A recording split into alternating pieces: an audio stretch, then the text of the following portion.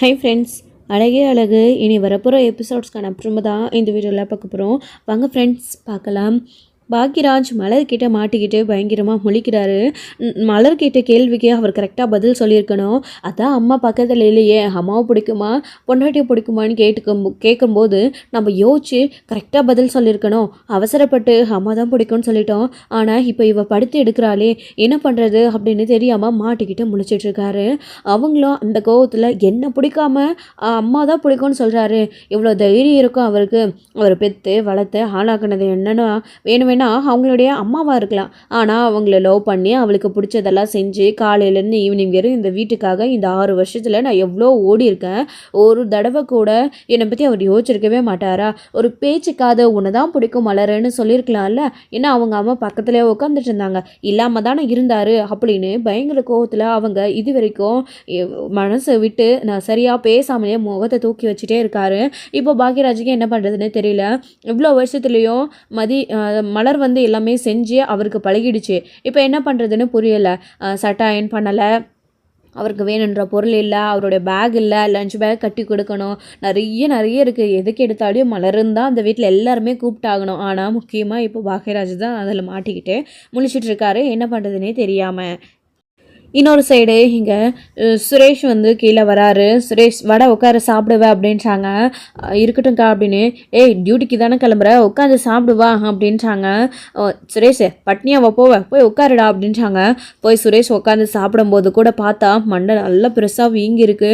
என்னடா சுரேஷ் காயம் ஆறி இருக்கும், ஊதல் வத்திருக்கோன்னு பார்த்தா அப்படியே இருக்குது அப்படின்னுமோ. ஆமாக்கா, எனக்கு ஆஃபீஸ் போகவே சுத்தமாக விருப்பம் இல்லை, இப்போ என்ன பண்ணுறதுனே தெரியல அப்படின்றாங்க. என்னடா சுரேஷ் அப்படின்னுமோ. ஆமாக்கா, அங்கே ஸ்டேஷனுக்கு போனால் எல்லாருமே கேட்பாங்க என்னாச்சுன்னு சொல்லிட்டு என்ன பதில் சொல்கிறது நான் அப்படின்னு முழிக்கிறாங்க. மதியம் அந்த டைமில் தான் கீழே வராங்க. அவங்களுக்குமே அந்த காயத்தை பார்த்துட்டு மனசு ரொம்ப கஷ்டமாக தான் இருக்குது, என்ன பண்ணுறதுனே தெரியல. அப்போது தங்கராஜ் இருக்குது.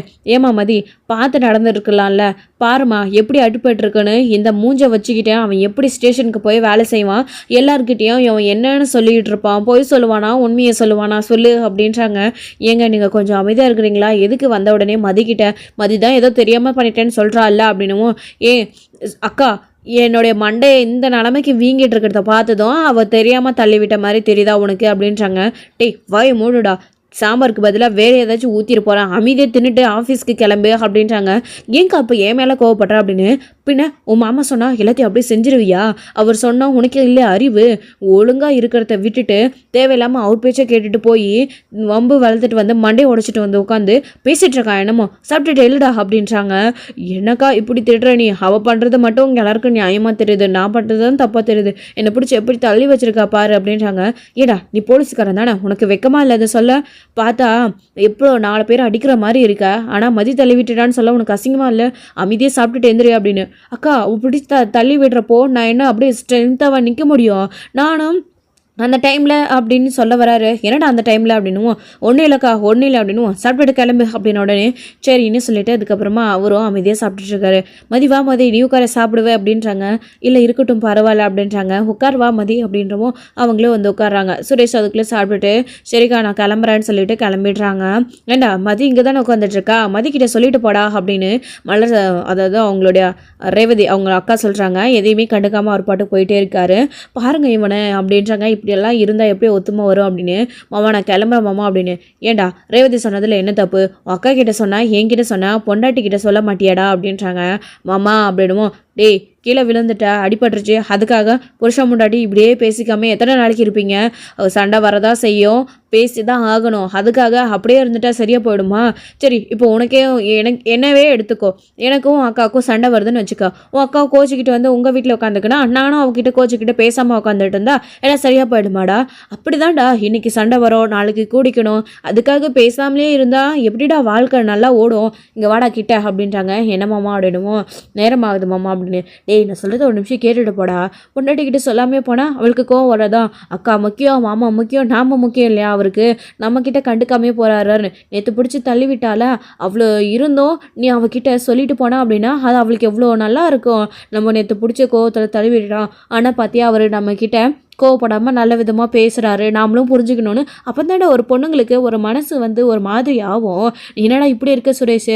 சரி ஈவினிங் வரும்போது மதிக்காக ஏதாச்சும் மதிக்கு பிடிச்சதா வாங்கிட்டு வந்து கொடு அப்படின்றாங்க. மாமா அவளுக்கு என்ன பிடிக்கும்னு எனக்கு எப்படி தெரியும் அப்படின்னு.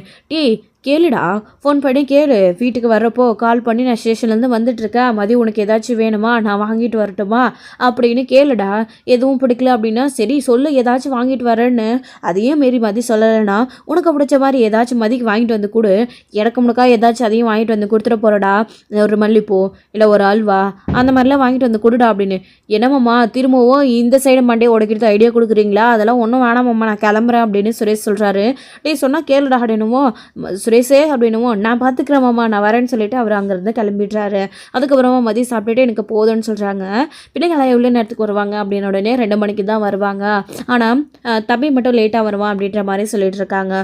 ஓ அப்படியா அப்படின்னு. ஏன் மதி உனக்கு ஏதாச்சும் ஒர்க் இருக்கா அப்படின்னு. இல்லை பிள்ளைங்க இல்லாமல் போர் அடிக்குது அதான் அப்படின்றாங்க. அதுக்கப்புறம் சரி நான் இன்னைக்கு ஸ்பெஷல் கிளாஸ் அட்டென்ட் பண்ண வேண்டியதாக இருக்குது, இங்கே எங்கே நல்ல டவர் கிடைக்கும், நான் உட்காந்து ஒர்க் பண்ணணும் அப்படின்றாங்க. மதி நீ வேணா வெளியே ஹாலில் உட்காந்துக்கோ, ஹாலில் கூட வேணாம் வெளியில் உட்காந்துக்கோ, டேபிள்லாம் போட்டிருக்கு பாரு அங்கே கரெக்டாக வரும் அப்படின்றாங்க. சிக்னலு சரின்னு சொல்லிட்டு மேலே போய் லேப்டாப் எடுத்துகிட்டு வந்து வெளியே உட்காந்து அவங்க வேலையை பார்த்துட்ருக்காங்க, கிளாஸ் எடுத்துகிட்ருக்காங்க. அப்போ தங்கராஜ் போகிறாரு. என்னங்க சாப்பிட்றீங்களா அப்படின்னு. இல்லடி நீ மதிக்கிட்ட கொஞ்சம் பேசலாம்ல அப்படின்னு. எதுக்குங்க நீங்கள் பேசி சுரேஷோட மண்டையை ஒழிச்சிங்க, நான் பேசி சுரேஷ் எத்தனா கோவப்பட்டு மதி ஏதாச்சும் பண்ணவா, வேண்டவே மாட்டாங்க, அவங்களுக்கு இருக்கிற பிரச்சனையை சரி பண்ண தான் நம்ம இங்கே கூட்டிகிட்டு வந்திருக்கோம், தேவையில்லாமல் அவங்களுக்குள்ள பிரச்சனையை உண்டு பண்ண வேணாம் அப்படின்றாங்க. அவங்களா எல்லாத்தையும் தெரிஞ்சுக்கிட்டு வரட்டும் அப்படின்னு நினச்சிட்டு இருக்காங்க. சரின்னு அவரும் உட்காந்து சாப்பிட்டுட்டு அவர் வேலையை பார்க்க ஆரம்பிச்சிடுறாரு. அடுத்து வந்து அவங்களுடைய அம்மா வராங்க, அவங்கக்கிட்ட உட்காந்து மதி பேசிகிட்டு இருக்காங்க. மதி பேசினதுக்கப்புறமா தங்கராஜ் கிட்ட வந்து ஏண்டா அந்த பொண்ணுக்கிட்ட பேசின வரைக்கும் நல்லா தானடா இருக்குது, என்கிட்ட நல்லா தான் பேசுகிறா, கோமாலாம் எதுவும் பேசல, நான் சொல்லத்தெல்லாம் செய்கிறா, அப்புறம் என்னடா அப்படின்றாங்க. தெரியலேம்மா அத்தைக்கும் மதிக்கும் மட்டும் செட்டே ஆக மாட்டேங்குது, முக்கியமாக சுரேஷ்குமா அப்படின்றாங்க. டே பேசுகிற விதத்தில் பேசினா எல்லாரும் கேட்க தாண்டா செய்வாங்க, ஒருவேளை உன் அத்தை ஏதாச்சும் மதிக்கிட்ட கோவமாக பேசலாம்ல, இதை செய் அதை செய்யணும் அந்த மலர் பிள்ளையை வேலை வாங்குற மாதிரி, நான் கூட தான் ரேவதி வேலை வாங்குறேன் ஆனால் அந்த அளவுக்கு கிடையாது, அந்த மாதிரி உன் அத்தையும் கொஞ்சம் வாயை வச்சுட்டு மதியோட குணம் தெரிஞ்சு புரிஞ்சிருந்தா புருஷன் முன்னாடி நேரம் ஒன்று சேர்ந்துருப்பாங்க, சண்டையே வந்திருக்காது, அந்த பிள்ளை தான் மலர் தான் எல்லாம் ஓடி ஓடி அந்த வீட்டில் செய்யுதில்ல, அப்புறமே எதுக்கு மதிய வேலை வாங்கினோன்னு அதோ அத்தைக்காரி நினைக்கிறா அப்படின்றாங்க. தெரியலேம்மா அது அவங்க குடும்ப பிரச்சனை, நாம் என்ன பண்ண முடியும்னு தங்கராஜ் சொல்லிட்டு இருக்காரு. என்னமோ போடா அந்த பொண்ணு நல்ல பொண்ணாக தான் இருக்குது, சுரேஷை புரிஞ்சுக்கிட்டு ஒழுங்காக வாழ்கிற வழியை பாரு சொல்லு, அவன் போலீஸ்காரன் எதனா ஒன்று கணக்கு ஒன்று ஆச்சுன்னா அவன் பேரே கெட்டு போயிடும்டா, புத்திமதி சொல்லி அனுப்பு அப்படின்னு நான் உள்ளே போகிறேன்னு அவங்க அம்மாவும் உள்ளே போயிடுறாங்க. என்ன என் அத்தைக்கு ஞான உதயம்லாம் வந்துட்டுருக்கு, பரவாயில்லையே என் அத்தை நல்ல வார்த்தையாக சொல்லிட்டு போகிறாங்க மதியை பற்றி அப்படின்னு ரேவதியும் நினைக்கிறாங்க. அடுத்து திரும்பவும் வந்து பார்த்திங்க அப்படின்னா வேலையெல்லாம் முடிச்சுட்டு ரேவதி வந்து கால் பண்ணுறாங்க மலருக்கு. சொல்லுங்கள் நீ என்ன பண்ணுறீங்க அப்படின்னு. நான் சும்மா தான் எல்லா வேலையும் முடிச்சுட்டு இப்போ தான் ஒரு 5 நிமிஷம் டைம் கிடச்சிருக்கு, துணி மடிச்சுட்டு உட்காந்துட்ருக்கேன் அப்படின்னு. எங்கே நீ டைம் கிடச்சிருக்கு, துணி தானே மடிச்சிட்ருக்கீங்க அப்படின்னு. உட்கார டைம் கிடச்சிருக்குல்ல ரேவதி அப்படின்றாங்க. சரி சாப்பிட்டீங்களா நீ அப்படின்னுவோம். இன்னும் இல்லை துணி மடிச்சிட்டு அப்படின்னு. டைம் என்ன ஆகுதா நீ அப்படின்னுவோம். சாப்பிடணும் அப்படின்றாங்க. நீ சாப்பிட்டியா அப்படின்னு கேட்கவும் நானும் இதுக்கு மேலே தான் சாப்பிட்ணும் அண்ணி, எல்லோரும் இப்போ தான் சாப்பிட்டுட்டு கிளம்புனாங்க, சாப்பிட்டுட்டு அப்புறம் தான் பாத்திரம்லாம் இருக்குது கழுவணும் அப்படின்றாங்க. அப்படியா ரேவதின்னு மாற்றி மாற்றி பேசிகிட்டு இருக்காங்க. மதி எப்படி இருக்கா, மதி சாப்பிட்டாளா அப்படின்னு. சாப்பிட்டா அண்ணி அப்படின்ட்டு இருக்காங்க. சுரேஷ் டியூட்டிக்கு கிளம்பி போயிட்டான், அந்த வீங்கின மாண்டியோடையே நான் என்ன பண்ணுறது, ஸ்டேஷனில் என்ன போய் சொல்கிறதுன்னு தெரியாமல் போயிருக்கான் அண்ணி பாவம் அப்படின்றாங்க. ஐயோ இந்த அளவுக்கு ஆகியிருக்கே அப்படின்றாங்க. எல்லாம் என் புருஷன் பண்ண வேலையால் தானே, அவர் அமைதியாக இருந்தால் இந்த பிரச்சனை வந்திருக்குமான்னு பேசிகிட்டு இருக்காங்க. அடுத்து சுரேஷ் அதே மாதிரி தான் ஸ்டேஷனுக்கு போன உடனே ஒரு சிலர் வந்து கேட்குறாங்க என்னாச்சு என்னாச்சுன்னு. சாருக்கும் இவங்களோட ஒய்ஃபுக்கும் சண்டைன்னு சொல்லிட்டு இருந்தாங்களே, போலீஸ் ஸ்டேஷனில் வந்து பஞ்சாயத்து பண்ணியெல்லாம் கூட அனுப்புனாங்க, ஒருவேளை சண்டையில் உடஞ்ச மண்டையாக இருக்குமோ அப்படின்ற மாதிரி தான் எல்லாருமே நினைக்கிறாங்க. இருந்தாலும் சுரேஷ் சொல்கிறாரு இந்த மாதிரி கீழே தடுக்கி விழுந்துட்டேன்னு. யாருமே அதை நம்ப மாட்டேன்றாங்க, ஏன்னா அவங்களுக்கு இருக்கிற பிரச்சனை ஸ்டேஷன் முழுக்க தெரியும். அப்படி இருக்கிறப்போ எல்லாரும் எப்படி நம்புவாங்க. அரசல் புரசலாக இதே பேசிகிட்டு இருக்கவும் மதியத்துக்கு மேலே அவரால் அதுக்கு மேலே இருக்க முடியல, பர்மிஷன் போட்டுட்டு லீவ் சொல்லிவிட்டு இந்த மாதிரி பெயினாக இருக்குது நான் ஹாஸ்பிட்டல் போகிறேன்னு சொல்லிட்டு லீவ் சொல்லிவிட்டு அங்கேருந்து கிளம்பி வந்துடுறாரு. இங்கே தங்கராஜ் வட சுரேஷே என்ன சீக்கிரமாக வந்திருக்க அப்படின்றாங்க. ஒன்றும் இல்லை மாமா அப்படின்னும். சொல்லுடா என்னாச்சு அப்படின்னு. ஸ்டேஷனில் எல்லாரும் பார்த்து அப்படி சிரிக்கிறாங்க மாமா, எனக்கும் மதிக்கு இருக்கிற பிரச்சனை எல்லாருக்குமே தெரியும், நான் வலிக்கு விழுந்துட்டு சொன்னால் யாராச்சும் நம்புவாங்களா, எல்லாரும் சண்டையில் தான் மண்டை உடைஞ்சிருக்கோன்னு யோசிக்கிறாங்க போல இருக்குது, எனக்கு ஒரே அசிங்கமாக போச்சு மாமா, நான் பர்மிஷன் போட்டுட்டு வந்துட்டேன். நான் இன்னும் 2-3 நாளைக்கு இது சரியாகிற வரைக்கும் எங்கேயும் போகிறதில்ல மாமா அப்படின்னு சொல்லிட்டு இருக்காரு சுரேஷ். சரி விடுடா, கவலைப்படாது, சரியாயிடும் அப்படின்னு சொல்லிட்டு தங்கராஜ் சொல்லிட்டு இருக்கோம். ஏன்னா மாமா விடுங்க அப்படின்னுவோம். சரி வாடா மச்சான் கட்டிங் போடலாமா அப்படின்னு சொல்லிட்டு அதுக்கப்புறம் அவங்க 2 பேரும் இந்த டென்ஷனில் குடிக்கிறதுக்காக போயிடுறாங்க. இந்த சைடு என்ன லட்சுமி, சுரேஷ் மதியம் அந்த வீட்டுக்கு கூட்டிகிட்டு போகிறேன்னு மாப்பிள்ளை கூட்டிகிட்டு போனார். இது வரைக்கும் ஃபோன் கூட பண்ணலை. அங்கே என்ன நடக்குது ஏது நடக்குதுன்னு கூட தெரியல. அங்கே போய் மதி எப்படி இருக்கா, தேவையில்லாமல் சண்டை போடுறாளான்னு ஒரு வார்த்தை ஃபோன் பண்ணி கேட்க வேண்டியது தானே நீயாச்சும் ரேவதியை அப்படின்றாங்க. நீங்கள் மாப்பிள்ளைக்கு ஃபோன் பண்ணி கேளுங்க இல்லைனா அப்படின்னு சொல்லிட்டு அவங்கள பற்றி பேசிகிட்டு இருக்காங்க. அவங்களே நினைக்கிறாங்க மதி அந்த வீட்டுக்கு போய் எந்த பிரச்சனையும் இல்லையா, இன்னும் அவங்க கால் பண்ணி சொல்லலையே அப்படின்னு. இவங்க வீட்டில் தான் எந்த நேரமும் பிரச்சனைன்னு மாமியார் மருமக ஒருத்தர் சண்டை போட்டுகிட்டே இருப்பாங்க, ஃபோன் பண்ணிகிட்டே இருப்பீங்க. ஆனால் அங்கே தான் எந்த பிரச்சனையும் இல்லாமல் தங்கராஜ் எல்லாத்தையும் சமாளிச்சுக்கிட்டு எதுவுமே நடக்காத மாதிரி மெயின்டைன் பண்ணிக்கிட்டு சண்டையே நடந்தாலும் அதை பற்றி வெளியில் சொல்லாமல் நடந்துகிட்ருக்காரு. ஏன்னா கூட்டிகிட்டு போய் அவங்களுக்கு இருக்கிற பிரச்சனையை சால்வ் பண்ணணும்னு கூட்டிகிட்டு போனார். ஆனால் அவராலேயே அது முடியலை. என்ன பண்ணுறதுன்னு தெரியாமல் மண்டை பிச்சுக்கிட்டு தான் உட்காந்துட்ருக்காரு. மதியை சுரேஷ் எப்படி சேர்த்து வைக்க ரொமான்டிக்காவும் எதுவும் செய்ய முடியல. ஸோ பேசியும் பார்த்தாச்சு, ஒன்றுமே பண்ண முடியலன்னு உட்காந்துட்ருக்காரு. அட்லீஸ்ட் சுரேஷ்க்கு ரொமான்டிக்காக பேச சொல்லி கொடுத்த அவர் பாசமாக இருக்க சொல்லி கொடுத்துருந்தா, விட்டு கொடுத்து போக சொல்லியிருந்தா இந்த பிரச்சனை எதுவுமே வராது. அட்டன் டைமில் எல்லா பிரச்சனையுமே சால்வ் ஆகிடும். அதை பற்றி யோசிக்க மாட்டேன்றாங்க. ஏன்னா அவங்களுக்கு கௌரவ குடைச்சல், அவர் பெரிய ஆள் அப்படின்றது, சுரேஷ் போலீஸ்காரன் பொண்டாட்டிக்கிட்ட ஏன் இறங்கி போகணும் அப்படின்ற ஒரு கௌரவம். யார் எப்படி இருக்காங்களோ அவங்களோட கேரக்டருக்கு ஏற்ற மாதிரி மாறிதான் ஆகணும். மலர் எப்படியோ அதுக்கேற்ற மாதிரி பாக்கியராஜ் மாறிக்கிறாரு, அவங்க அம்மாக்கு ஏற்ற மாதிரி மாறிக்கிறாரு. அந்த மாதிரி நம்ம சுரேஷும் மதிக்கு ஏற்ற மாதிரி மாறி தானே ஆகணும். அம்மா பக்கமும் மதி பக்கமும் நின்று தானே ஆகணும். அவர் போலீஸ்காரராக மொடராகவே இருந்து பழகிட்டாரே தவிர பாசம்னா என்ன, ஒரு பொண்ணுக்கிட்ட எப்படி நடந்துக்கிறது என்ன அப்படின்றது அவருக்கு இன்னமும் புரியலை. மதி ஒரு விஷயம் செஞ்சால் சரி ஆன்னு சொல்லிட்டு போகலாம், நம்ம மனைவி தானே அப்படின்ற ஏற்றுக்கிற சுச்சுவேஷன் பொறுமை அவருக்கு வரவே கிடையாது இது வரைக்குமே. அதனால தான் எங்களுக்குள்ள இன்னுமே பயங்கரமான பிரச்சனை போயிட்டே இருக்குது. இது சரியாகிற மாதிரி தெரியல. எல்லாருமே மண்டை பிச்சுட்டு தான் இருக்காங்க. இப்போது அவருடைய மாமா கால் பண்ணுறாரு. சுரேஷும் அவருடைய மாப்பிள்ளையும் உட்காந்து தனியாக அடிச்சிட்ருக்காங்க. மாமா தாண்டா கால் பண்ணுறாரு அப்படின்னு உடனே சுரேஷ் பயப்பட ஆரம்பிக்கிறாரு. டே ஃபோன் தானே பண்ணியிருக்காரு, நேரில் ஒன்றும் வரல, எதுக்குடா இப்படி பயப்படுற மச்சான் அப்படின்னு சொல்லிட்டு மாமா சொல்லுங்க அப்படின்றாங்க. மாப்பிள்ளை எப்படி இருக்கீங்க மாப்பிள்ளை அப்படின்னு. நான் நல்லா இருக்கேன் மாமா, நீங்கள் அப்படின்றாங்க. ஏதோ இருக்க மாப்பிள்ளை. ஆமாம் அங்கே சுரேஷையும் அதான் மதியையும் கூட்டிகிட்டு போனீங்களே, என்னாச்சு மாப்பிள்ளை, அங்கே எதுவும் பிரச்சனை இல்லையே, உங்களுக்கு தேவையில்லாமல் சிரமத்தை கொடுத்துட்டோம் மாப்பிள்ளை அப்படின்றாங்க.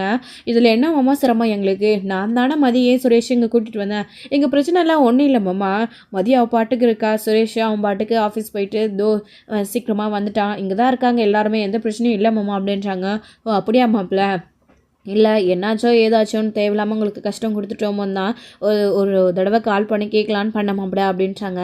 எங்கள் பிரச்சனைலாம் எதுவும் இல்லை மாமான்னு அவர் சொல்கிறாரு. சரிண்ணே இப்போதைக்கு அமைதியாக அவரும் ஃபோனையும் கட் பண்ணிடுறாங்க. என்ன மாமா அப்படின்னு உடனே உன்னை பற்றி தான்டா விசாரிக்கிறாரு உன் அப்பா, எந்த பிரச்சனையும் இல்லைன்னு சொல்லியிருக்கேன், வீட்டுக்கு போயும் எந்த பிரச்சனையும் இல்லாமல் இருங்கடா, கொஞ்சம் என் மானத்தை வேச்சு காப்பாற்றுங்கடா அப்படின்றாங்க. என்ன மாமா நீங்கள், நான் என்ன பேசினாலும் ஆப்போசிட்டாக பேசுவா, சண்டை போடுவா, இதில் நான் எப்படி மாமா சண்டை போடாமல் விட்டு கொடுத்துருக்குறது அப்படின்னு. பேசாமல் மச்சான் நீ ஒன்று பண்ணு, 2 காதலே 2 பஞ்சு வச்சுக்கோ, அவள் என்ன கதனாலே காதலே வாங்கிக்காத, உன் பாட்டுக்கு போயிட்டே இருக்கு, ஒதுங்கி பிரச்சனை முடிஞ்சு போயிடும் அப்படின்றாங்க.